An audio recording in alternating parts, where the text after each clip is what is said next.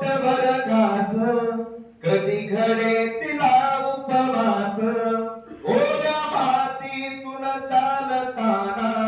तुडविले काटाचे फास आई माझी मायेचा सागर दिला तिने जीवनाला आकार नभीची चांदणी तू चंद्राची कोर शीतल तुझी छाया मला हवी जीवनभर तुझ्या शीतल छायेमध्ये उभं आयुष्य जगेन आई तुझ्याच साठी मी ग पुन्हा देवाला मागेन आई माझी